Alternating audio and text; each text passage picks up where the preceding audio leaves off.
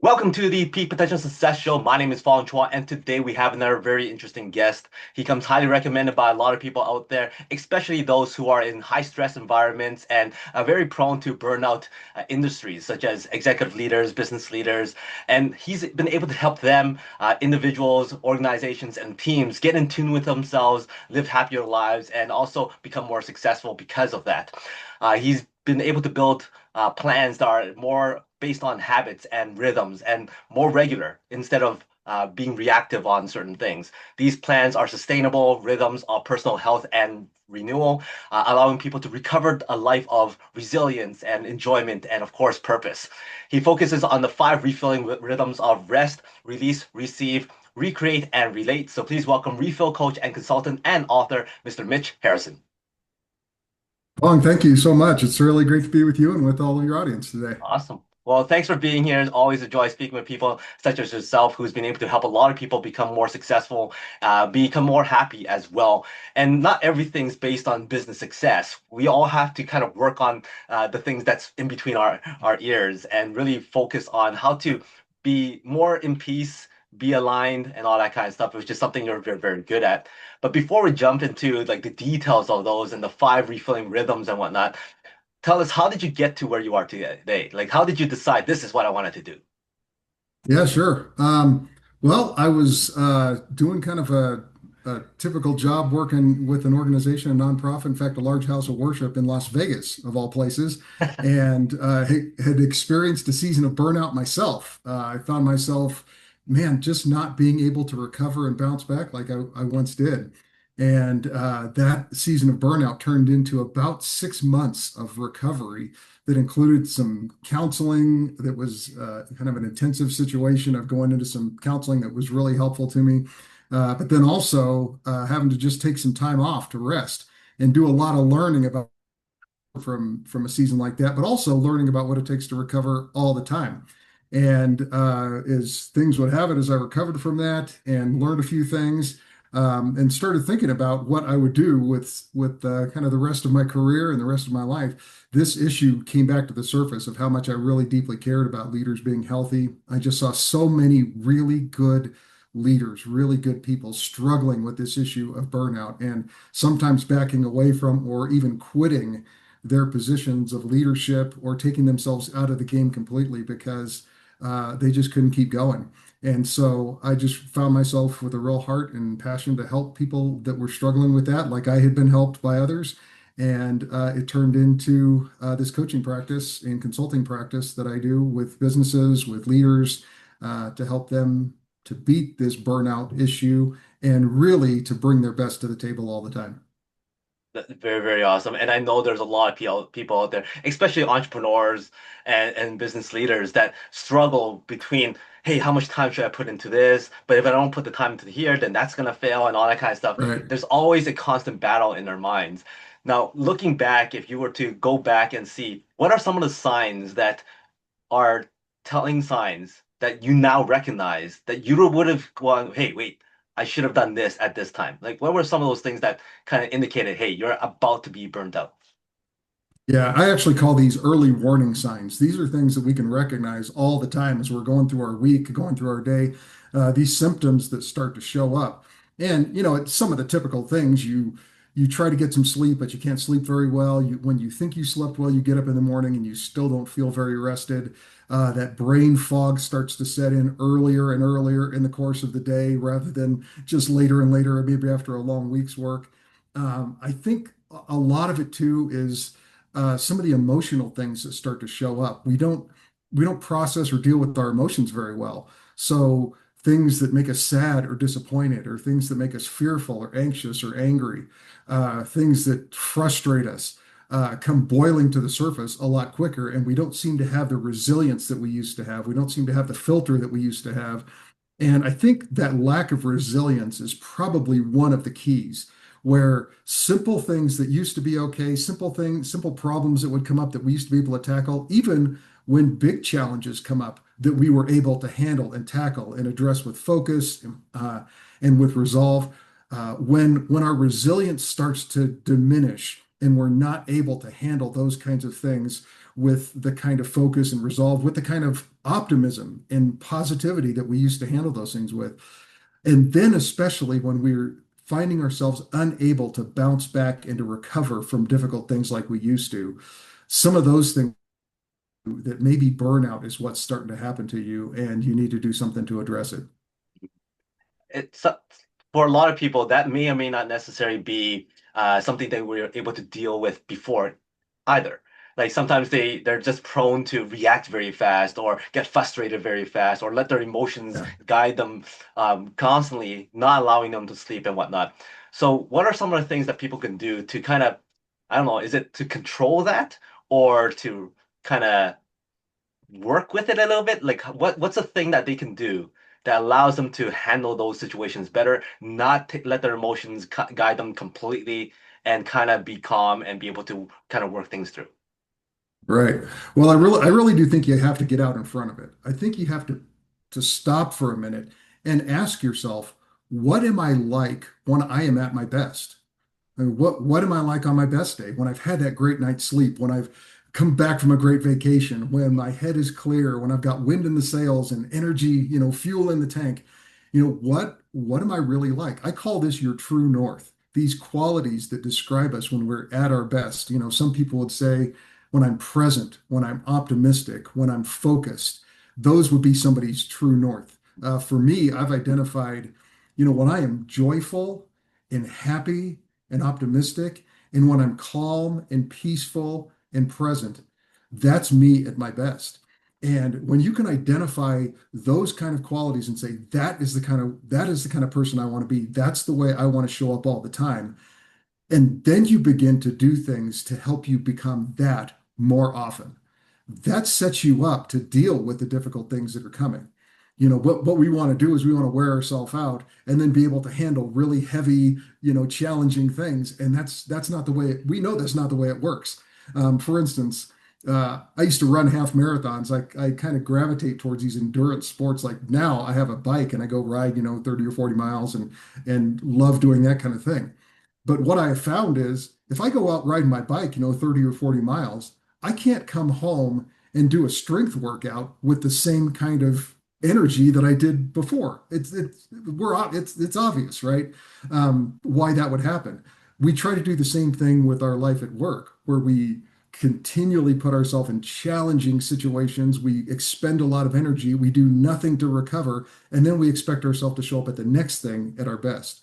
I think at some point we've got to back up and identify what are my best qualities and then start putting a plan together to be that all the time so that we come at those challenging things with our best qualities in mind. And that's where those 5 R's that you were talking about, this framework comes into play, where we start building a plan around these things to show up with our best qualities out front. Well, you mentioned a couple of times about sleep and how people Yes. are sometimes so focused on what happened during the day, their emotions take control and they can't sleep, or they're thinking about what's coming up at work the next day and then they can't sleep. Rest is number one on your list of 5 R's.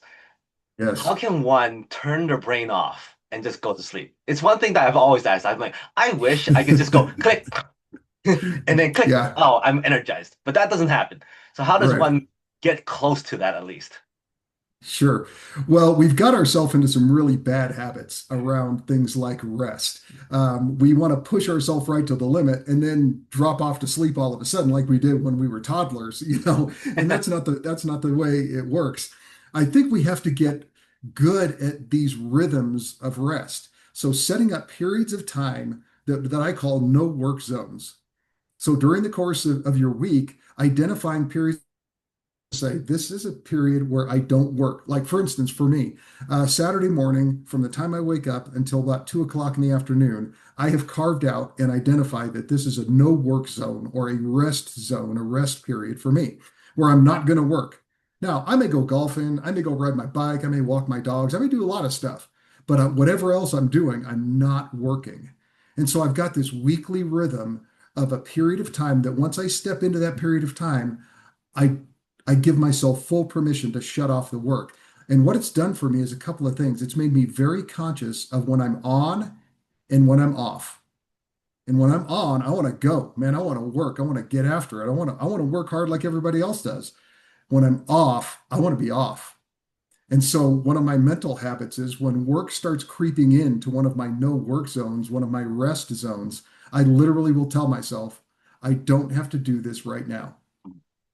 I don't have to do this now. And then I will take that, whatever that thing is, and I will put it into kind of my mental calendar of when my next work zone is, when I'm going to do that thing and say, I'm going to do that Tuesday at 9 o'clock. So Tuesday at 9 o'clock, I've got an hour scheduled to get after that thing and get it done. But right now, I'm off and I'm going to give myself permission to be off. And I think we have to begin to develop these disciplines around these rhythms of being on and off. And that's what rest is all about. The reason we can't sleep is because we think we have to be working all the time and we don't carve out our sleep hours every day. For instance, Fong, if I asked you, what are your sleep hours? Like your regular, consistent hours that you carve out for sleep, would you be able to say, hey, 10 p.m. To 6 a.m. is my sleep hours? Those happen to be mine. When 10 p.m. comes around, I start shutting it all down and I have a no work zone between 10 p.m. and 6 a.m. every day. I Now, wish I here's could your tell first. you, but right now I got two young kids that are Yeah. refusing to sleep or have to sleep at a certain time. I try to put them to bed and all that kind of stuff. So for me to tell you what Yes. my strict hours are, that's a Yeah. stretch. It is. And it's tough. And it's again, it's one of these things where establishing disciplines like this and establishing patterns and rhythms like this, that's the hard work that benefits us later if we are willing to do the hard work to carve out these times and begin to get in a rhythm. Here's the thing: we live in such a fast-paced and a quick hit society that we want to do something one time and it fix everything. And that's not how this works any more than going to the gym one time fixes all your health problems. We have to develop rhythms around it and to put these things in place over time. And the more we do it in these rhythms, the more we get into, again, patterns of rest, that begins to help us all the time. And it begins to discipline our mind and prepare us for those periods of rest. You mentioned sleep, and I'll just tell you the reason that people struggle with sleep, this is what scientists around sleep are finding out right now. Because for years they've been telling us, don't look at your screens, don't, turn off the blue light, cool the room down. You've got to do all this really good sleep hygiene. And you probably should do all that stuff. But here's what they're finding. People's anxiety about doing all of those routines perfectly is what's actually causing them to not sleep. Sleep is actually a byproduct, right? It's a byproduct of us being fatigued and being tired, which most of us are, but it's also a product of us being at peace in here and having nothing to do. And our problem with sleep is not that we're not tired; it's that we don't let our anxieties calm down, and we have too much to do in our head, and we've got to carve out. That's why we've got to carve out a period that's to do, and I'm going to do them, but not right now. Right. Now is my time to sleep and to rest. So that's where it starts, is building habits of rest that are regular and ongoing. But it's not just rest from physically, but it's rest in here that says I don't have to work right now. Right. Now, you're a person who's been that type of person in the past, who's go, go, go, Yes. always thinking about stuff, to a person now who's been able to kind of categorize, okay, what do I need to do? What should I stop doing? And all that kind of stuff. Now, it's that in-between stage that is the toughest. It's one thing to say, yeah, categorize this, don't stop thinking about that's easy to say. But that process of getting there is the difficult part. What were some of the challenges that you faced during your so-called transition to the person you are today? That's a great question. That's a great question. The challenges I face are the old habits and ruts, those old patterns, those old habits. They kind of pay off, and that's the problem. Mhm. Is they kind of serve us, and that's the problem. Uh, because we get a little bit of benefit out of the way that we used to be, out of staying up all night and working on that project, or waking up at 2 in the morning with all that stuff spinning in our head. And so we just forget the rest of our sleep and get the laptop out and just go. There's a small payoff in that. And I think it's those small payoffs that keep us from changing our habits and getting to the big payoff. And that's why I think we have to identify the big payoff. Ultimately, again, going back to this true north that I talked about earlier, this is the kind of person I want to be.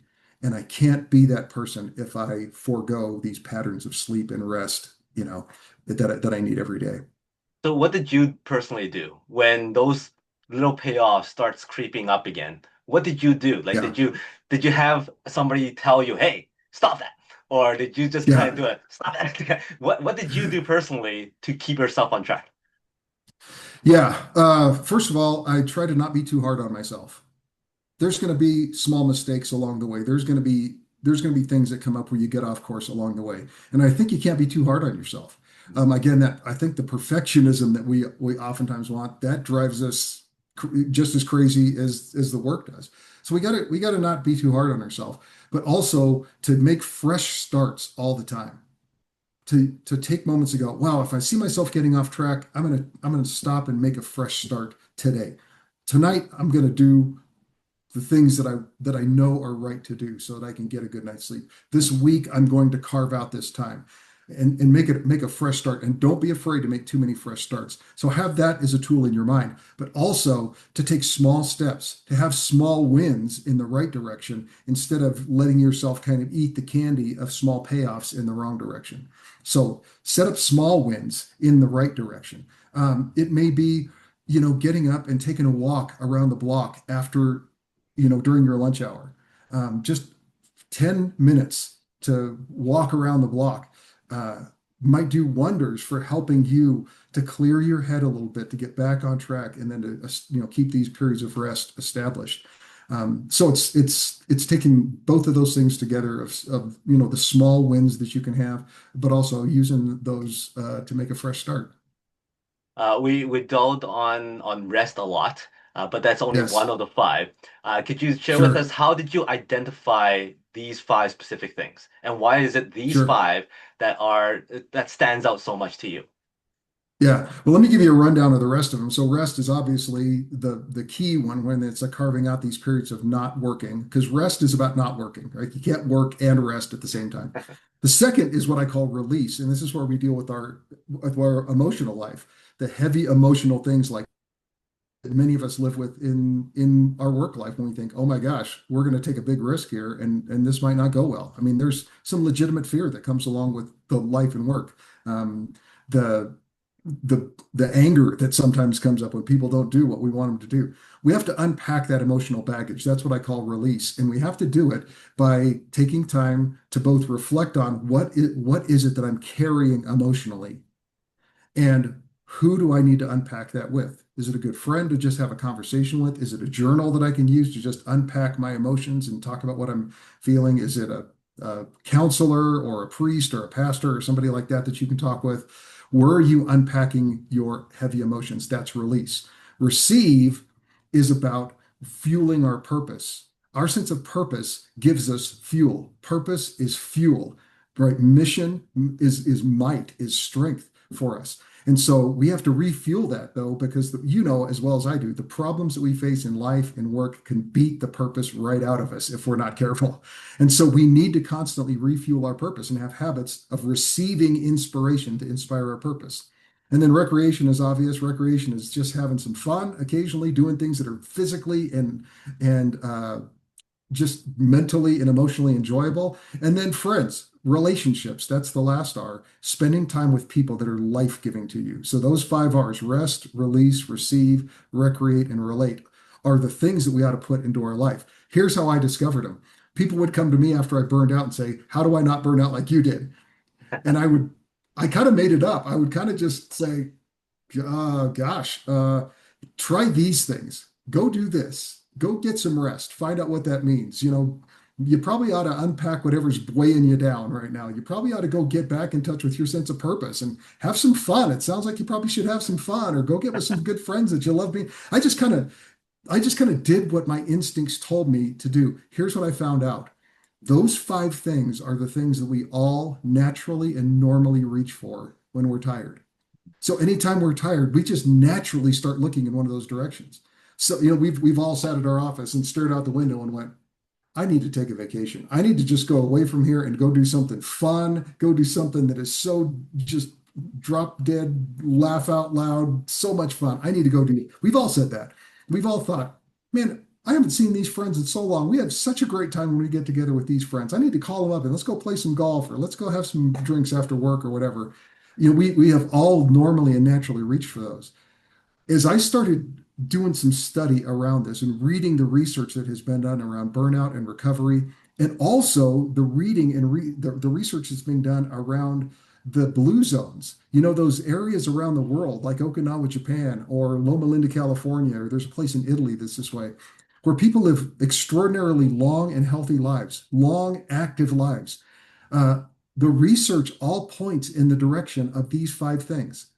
I don't think I've ever read an article where the tips and tricks and hints that people give you to beat burnout don't fall into one of these five categories.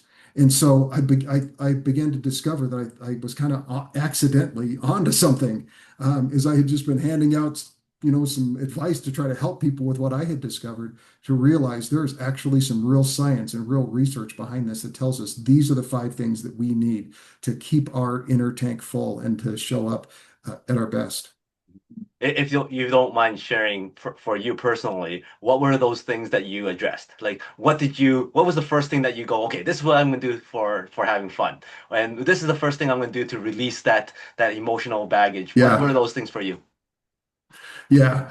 Well, I had a counselor when I was burned out, and he's the one that said to me, he said, you've been working at this job that's a higher level of responsibility for a while. You've been going after this thing that's a different level of demand and drain on you. He said, have you matched that with a plan of replenishment? Hmm. And I thought, wow, why didn't I think of that? You know, and he was right. I had added the weight of responsibilities, and more stress, but I had not added anything to compensate for that. And he says, what sounds like fun to you to go do? What would match that? He said, you're probably going to have to spend some time and some money on it. You're going to have to invest in this. And I thought about it and I thought, I love hanging out with my brother. And he and I love to go fishing. We have some family members who have this big ranch in Texas, and they have lakes on this ranch that are full of fish. And we love going out there and going fishing. I just wouldn't do it very often. And when I said that, this counselor said to me, "You need to make a plan for that on a regular basis. How often do you need to do that to be that person that you want to be, and to match the stress you're experiencing with the replenishment that that gives you? How often would you need to do that?" And I thought, I don't know, maybe once a quarter, maybe three times a year. And he said, you need to put that on your calendar and buy the plane tickets right now. And that was one of the first things that I did. Here's what I realized. That trip periodically to Texas to go fishing and hang out for a week with my brother did all five things for me. It was restful because it put me just in a zone where I could not work. I mean, there's barely any cell service out there. You're out in the middle of a lake, you know. Uh, it was releasing of this emotional stuff because I would sit there and talk to my brother about the stuff that had been weighing me down. And he just has a great way of listening and a great way of just encouraging. And he's just a great listener. And so I would just unpack what was going on with me emotionally. That time out there with him, he and I were kind of in the same industry, and we would talk about the goodness of being a part of the kind of careers that we had chosen and the kind of work that we got to do together. And that re-inspired me about the work that I got to do. The fishing was just fun. It was just a great time. And I got to hang out and build a relationship with my only brother. And it hit all five of those things that I needed that one trip. And so that was the genesis of me starting to realize maybe there's other things that fit into these five categories that I need to do on a regular basis. But that was the start of it. That is awesome. I mean, even when it comes time for you to rest and replenish and all that kind of stuff, you find the most effective way of doing it. Right. One And stone, that's the five thing about, things. yeah, and that's the thing about this framework. It not only helps you identify the activities that you need to replenish yourself, it helps you identify what you need from the activity. Like I thought this one activity just in one direction. I thought, well, this will be great. This will be fun to go hang out with I was thinking about just going and having some fun, and hanging out with my brother. But then I realized, wait a minute, I get all five of these things from that one activity. And so then I could really lean into that activity and go, I need to really make this a time in my mind where I set aside my work. And I need to really make that conscious effort to not let my brain drift in the direction of all the stuff I got to do. And I really need to think about and unpack the emotions that I'm carrying. So I could lean into each part of that plan. And that's what I think helped me the most to get the most out of that activity. So I've noticed that with other things. I have this group of friends, these guys that I hang out with in Las Vegas, and they're just guys. I mean, a couple of them are retired Las Vegas cops. One guy's our mechanic. He fixes our cars all the time for us. Other guy he has a big repo brokerage and he flips houses, for people like Freddie Mae and Fannie Mae and Freddie Mac and those people. Yep. And we just get together, have dinner, have some drinks, talk a little bit. And I realize those guys, they check the relate box. I just love having some guys to get together and hang out with. But I also realize they check that release box too, because they always are like, "Hey, how's it going? What's up with you?" And I thought, why don't I just tell them? And I would just kind of unpack some of the things that were going on with me. And they give terrible advice. They say crazy things. They make fun of me sometimes, but there's something about just the camaraderie of guys that's very releasing to unpack some of those heavy things and get some perspective on it and go, my load's a little lighter after I've spent time with them. So I realized that group checks two boxes for me: relate, receive. And or relate and release. And it really helps me to lean into those things and to get the most benefit out of the replenishing activities that I'm doing. And I'm sure it's very beneficial when if that friend of yours who's a mechanic, his fun is to fix cars and your release is to get your car fixed. Hey, it looks perfect. Exactly, exactly. The stress of my car being broken is totally fixed by my friend who can fix it for me. Exactly. Exactly. Now, you work with a lot of individuals and from all different backgrounds and cultures and industries. Is there one that you can share where the change was so drastic, not only in their personal lives, but also in the success of their business or their work, that simply by adding some of these little tweaks and habits into their lives allows them to make that change? Because there's a lot of people out there that goes, you know what? I don't have time. Like I need to do this. If I don't do this, everything's gonna fall, or it's not gonna be as profitable. What? You want me to have fun? I can't. I have so many people I have to take care of. But if you have a example or a case study of somebody that you worked with who's able to implement this but saw their businesses go up, can you share some of that? Yeah. There's a couple places where we've seen real success with this, and one of them is in a very unlikely place.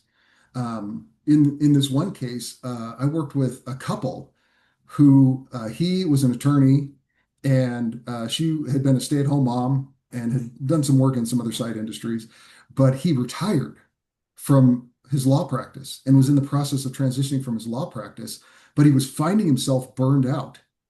And here's why. And his wife was struggling a bit too. And here's why he was burning out. And this is one of the things I discovered. Remember, I talked about how our stress has to be matched with the right kind of replenishment, the stresses that we're under. Well, here's what I also found. That works the other direction. If you get too much replenishment, and I know you were asking me about people that get zero replenishment, but I'm telling you, when people go and get too much replenishment or replenishment of the wrong kind, for instance, you ever seen people go on a bad vacation for themselves? They go and sit on the beach and they get a book and they're going to think they're going to sit on the beach and read a book for a week. And you know what happens to them? They are going out of their mind in about an hour because that's the wrong kind of vacation. It's the wrong kind of replenishment for them. Well, this guy was getting too much replenishment, too much of a good thing from retirement, and not enough of the right kind of stress, which is the right kind of stress that is full of purpose and meaning and our calling and our sense of meaningful contribution. He was getting none of that anymore. And so he had to make some adjustments in his life to go find meaningful places where he was investing himself. His wife was doing kind of the opposite. She was running around taking care of all the details now and planning trips and doing all these things that she'd been doing. And she was not carving out any time to take care of herself. And that's what we do in the business world, right? We have so I got to take care of this for other people. I've got to take care of this for this part of the work. I've got to pay attention to my family, my home. We run around to all these different responsibilities. That's what she was doing, and she didn't even have a formal job. She was wearing herself out on all the few things that she felt like she had to do to take care of her home and her family and their vacation home in Canada and some other places like that, and just could never let herself rest, particularly mentally. So we sat down with them and I walked through this plan. I have a process to walk through with individuals and with couples like this to begin to identify what is your true north, what are some of your early warning signs to help them understand the balance of stress and replenishment that has to happen. And then to begin to identify what are things that actually help you to feel rested. Where do you go to release and to unpack your emotions? Where do you go to refuel and get back in touch with your purpose and walk through all of those 5 R's with them and put it together inside a plan? And then what we did, here's the rest of the plan. You identify what you need in those 5 R's, but here's the rest of the plan. And I think this may be the secret sauce of the whole thing. The question becomes, how often do you need these things? What are your rhythms daily, and then weekly, and then monthly, and then periodic and annual? Annual rest of a vacation looks different and does different things for you than the daily rest of getting some sleep, but you need both. And so, what does the annual rhythm look like? My periodic rhythm of going fishing with my brother. I needed that every 3 or 4 months. I didn't need that every week. I couldn't do it every week, but it did something for me different on a periodic basis. So, getting the right rhythms for each one of those things. We help this couple with that. And every time I see them now, they're dear friends too. And every time I see them now, she comes over with a big smile and she's so excited about how her life is going now. She's so much lighter. She's so much happier. She smiles more. And she is finding herself able to both accomplish the things that are important to do, but also to do the very important task of taking care of herself so that she brings her best to the table in each one of those places that she's worked. And he has found uh, the right rhythm of leaning into the right purpose, the right sense of mission, and not just getting in the motorhome and driving it all over and, getting way too much replenishment. He's balanced that back out so that he's living a very fulfilled life and making a great contribution into some of the volunteer things that he's doing. That is awesome. And yeah, purpose is so important. Lots of Yeah, people, once they lose their purpose, they seem to be less happy. They seem to be kind of lost in their ways. Especially a lot of people absolutely. who go into retirement, they're like, well, what do I do now, kind of thing.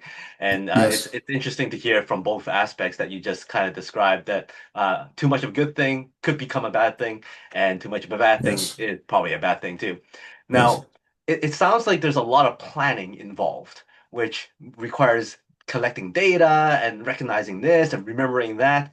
And that sounds like a plan for people who are more left-brained, more analytical, who's more able to track certain things. Is it different? Is it more difficult for a right-brainer to apply these kind of concepts versus a left-brainer or vice versa? Yeah, I don't think it really, I've never seen it really divided up like that. And I've been very conscious of that in the people that I've worked with individually and in some of the companies that I've worked for, because you have the engineers on one side and then you have the designers on the other side, and they don't process things the same. But really what it is, and this is the difficult part, it's an exercise in self-awareness.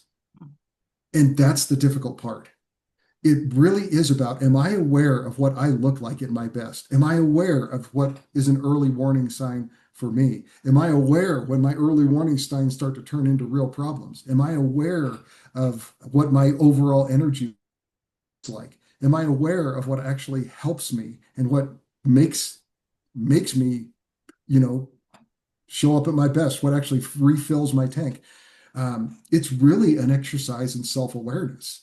And here's the problem with self-awareness. And there's really, I think, only about 1 or 2 problems that keep us from being more self-aware. The first one is speed. You cannot be self-aware and run fast at the same time. And we have been told, in the business community and in life, man, you got to go. You got to be first to the table. You got to get after it. You can't slow down. You got to beat the next guy to the punch, all of that stuff. And so we are just consumed with speed. Uh, this takes us intentionally slowing down. And it is so countercultural to us right now. I mean, think about it.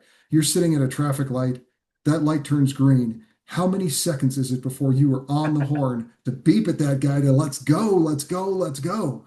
You know, and we have just kind of conditioned ourselves into into the patterns of impatience where we are not patient with it. The worst thing you can do in business is keep somebody waiting.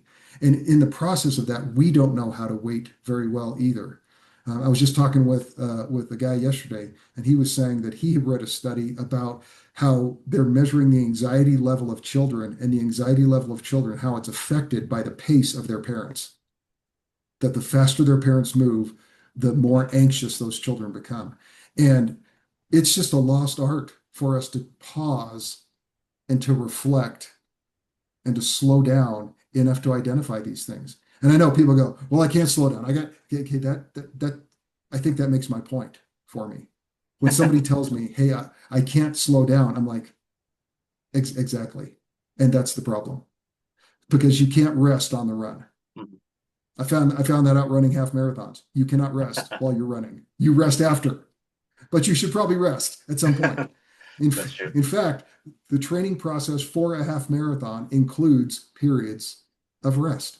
And so that is one of the main hurdles for this, whether you're right-brained or left-brained, it's pausing long enough and slowing down long enough to say, what is it that actually helps me? And they honestly don't even need the 5 R's. They Mhm. can do this on their own if they will, because they will naturally gravitate in the direction of those 5 things again, because they're what we naturally and normally reach for. If they will just ask the question, what actually helps me to recover? What helps me to become my true north?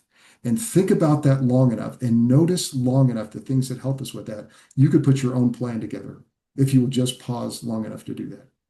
So that is definitely one of the big hurdles to this. And if you can get past that, if you can carve out time to do that, that's amazing what you will learn about yourself and about what will help you and how that will pay off in actually more productivity later. Funny that you're talking about that because I'm one of those that want my kids to be fast paced, and I believe that fast pace equals sharpness. Is it different or is it the same? Like mentally sharp Uh, versus fast paced. yeah, those are two different things. And one can oftentimes work against the other one, or it can work well together. When we are mentally sharp and when we have taken care of ourselves and our tank is full and we're fully rested, we can move faster. We can handle things more quickly. We can process things better. We're a lot sharper. Our focus is a lot better. But the question becomes, what do I have to do to be that mentally sharp? What do I have to do to be that on the game? And I would suggest you think about it like this. Let's say you had to have brain surgery tomorrow morning. What do you want your surgeon to be doing today to get ready for that surgery tomorrow morning? Mhm. You want him going from patient to patient to patient all day long, winter from 6 in the morning until 12 o'clock at night, never slowing down, having a few drinks on the way home, staying up till 2 in the morning, watching television. And then he gets up at 6 a.m. and walks in to do your brain surgery, right? What do you want him to be doing to get prepared so that when he shows up to crack your skull open and start messing around with your brain, so that he is sharp and focused and he's able to do the things that he needs to do and not take too long because that's going to, detrimentally affect you in terms of the outcome of that surgery. Like, what do you want him to be doing today to get ready for that surgery tomorrow? Um, I would say if we want to be focused and sharp and all those, and I want to be that way, man. I want to be able to go and to handle a lot of things and do all that. But if I'm going to do that, I've got to do something to prepare for that. Right. And that's what this is about. We want It to is. catch it on the back end. We want to burn ourselves out and then do a couple of things and feel all better and then burn ourselves out again. And that's the roller coaster. And it doesn't pay off. It Mhm. doesn't pay off in better performance.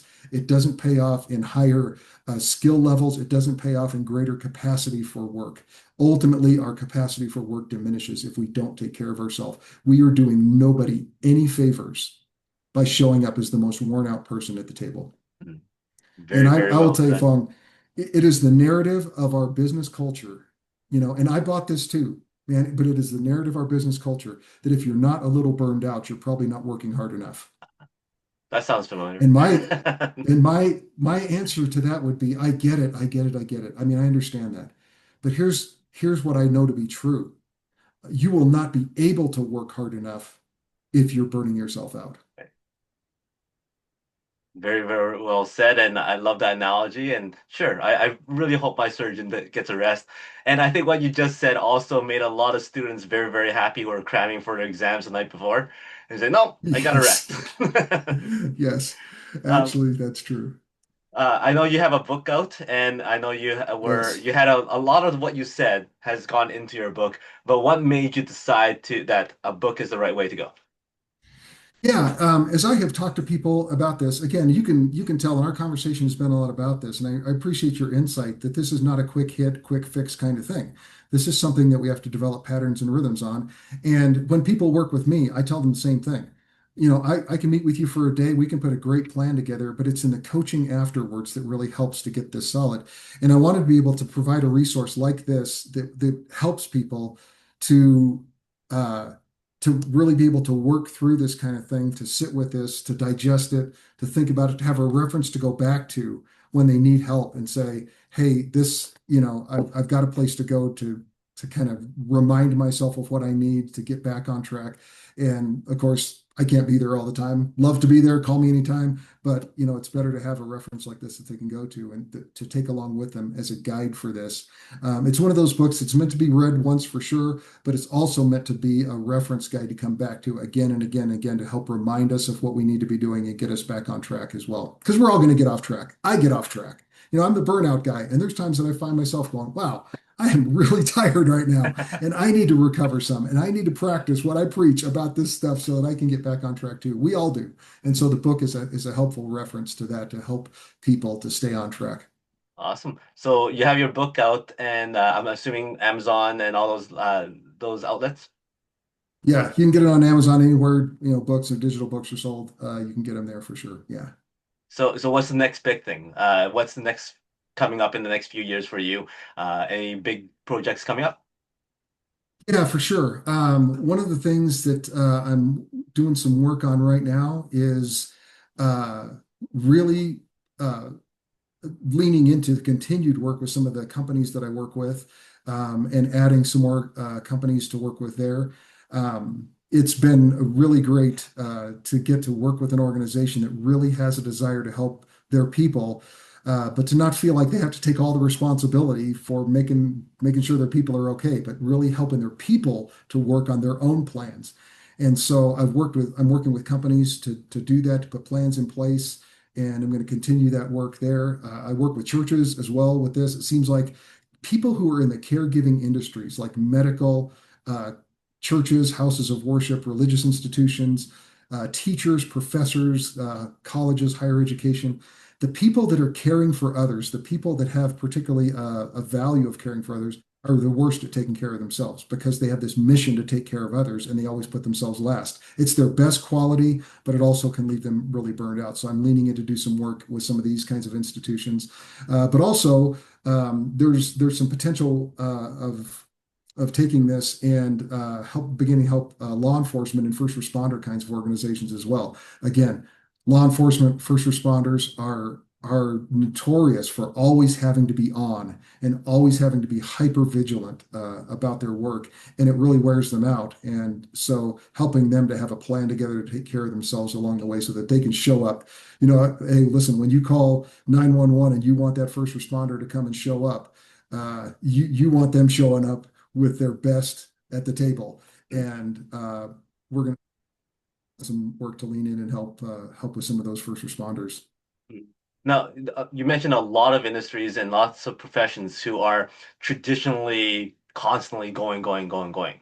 Have you Yeah. received any like slack coming back or negativity coming back on some of the processes or some of the suggestions you've been kind of asking them to probably apply to their daily lives? And usually there's just some fear behind it. And I understand that. Usually from management and from kind of C-suite management levels and in leadership levels, where they're worried that they're going to become babysitters of their people.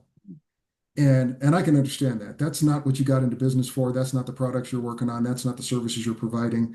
But I think if you can approach culture around this a little bit like this, where you think of yourself a little bit like Home Depot. Their old slogan was, "You can do it, we can help." And I think an organization can approach this issue like that with their employees. Hey, employee, you need to do this. You need to have a plan together to be taking care of yourself. And we want to put a culture in place that helps you to do that, that helps you to live in that direction. And so, helping, business leaders understand they're not just going to be telling everybody to take a nap all the time, but what they're going to be doing is putting a culture together that helps their employees to take care of themselves better so that those employees show up and actually perform better on the job. Again, it's we're not looking for people that just slack off and only work 2 days a week and that kind of thing, but we're looking for people who show up and bring their best to the table, who perform well, and knowing that they're only going to perform well if they're taking care of themselves very well. And so are the leaders and the managers and the bosses and the CEOs. They're going to do the same thing. So it's really helping them get over that objection or that fear that they're actually going to produce less with their employees if their employees are taking care of themselves. The reality is they're actually going to produce more. They're going to become more productive. One of the other objections is, again, they worry about employees becoming, hyper demanding about work-life balance. I think work-life balance is probably not a great framework to think about. Stress replenishment balance, like we had talked about, that's the better framework. But helping their employees to understand that, but really also to help them to see it as an investment in their people, an investment in their company.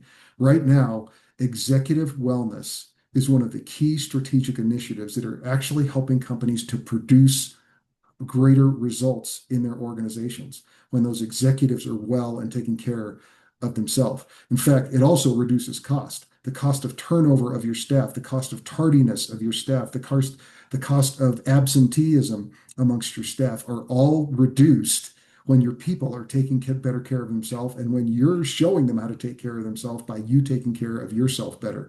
So it actually can reduce the cost of some in business when people really do get serious about developing a culture that helps everybody to do a better job of managing their stress with the replenishment that they need, and then bringing their best to the table. Awesome. Well, that's very, very cool stuff. And hopefully you're able to help lots of companies implement these because I think it's very, very important. And also get the idea into people's minds that the more of this leads to better profits, better success, and everybody Absolutely. wins, right? Because that's the biggest hurdle Absolutely. to overcome because most people don't believe that. Once you start Yeah. implementing that, it changes everything. So thank you very much for that. Um, let's say we put you on the world stage and you have a couple minutes to share one more last message for everybody to remember Mitch for. What would that be? Say this, you are worth taking care of. You are worth taking care of. I have this friend and he says this because I run into a lot of people that are working really hard to make a living and are working really hard to help other people make a living. The problem might be that they're ending up with a miserable life to show for it. They work hard to make other people a great living. They work hard to make themselves a great living, and then they end up with a miserable life. And that's such a shame to see successful, miserable people. And it might be because of this thing that my friend says, and I remember him saying this. He said, it might happen because we have believed this lie that says the price that you have to pay for the good life is the bad life. If you want the good life, it's going to cost you 60 hours a week. If you want the good life, it's going to cost you staying on your laptop all the time. It's going to cost you never shutting off your phone. It's going to cost you time with your family, never seeing your kids, never seeing your spouse.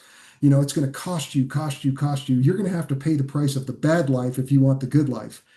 And when you think about it like that, we begin to see the problem with that logic. What I would suggest is maybe we just go after the good life, a life where you show up optimistic and focused, where you show up rested, where you show up patient and present. Go after that life and let productivity and success take care of itself. Awesome. Nicely said. And hopefully everybody remembers that because that's a message I think a lot of people kind of miss out or kind of ignore sometimes, which I think is detrimental to a lot of people's lives. So thank you very much for that message. Before I let you go, I got five quick rapid fire questions. Give me the first thing that comes to mind. Okay. All right. All So right. you're stranded on a deserted island, one food to eat for the rest of your life, no consequence.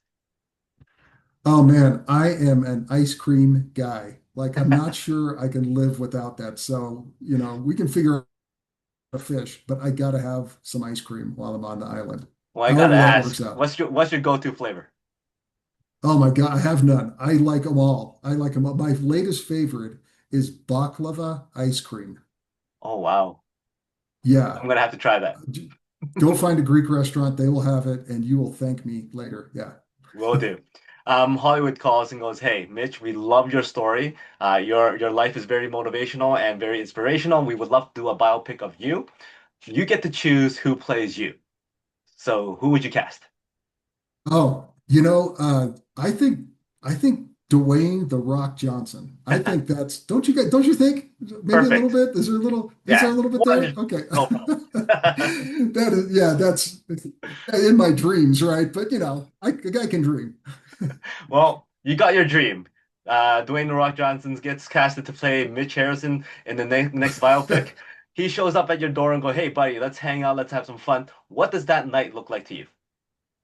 Oh man, I am so low key. I really am. Sitting out in the backyard, fire pit going, beautiful sky, maybe an old fashioned, with some great bourbon in it and great conversation. That's it for me. Well, due to the fact that I know that you follow some of The Rock's like stories and social media, you know that he has a very, very unique cheat day when it comes to food. So he's hungry. What's that special dish that you could cook up for him and go, "Hey, this is what my specialty." Oh man, listen, fried rice. My mom is Japanese. She passed away this past year, and one of the things I'm missing most about my mom is her cooking. And she made like we have all tried to make fried rice like my mom made fried rice. It had bacon in it, it had green onions in it, it had all this. Like I don't know what she put in it, but it was the most amazing thing, and it was so bad for you. It was the worst thing you could possibly eat, but it was so good. So I would make Dwayne sit with me, and we would have to have a big bowl of fried rice. Well, it's a cheat day for a reason, so bring it on, right? It's everything and a little bit of rice, but it's fried rice. There you go. Right. Give me a number from 1 to 5.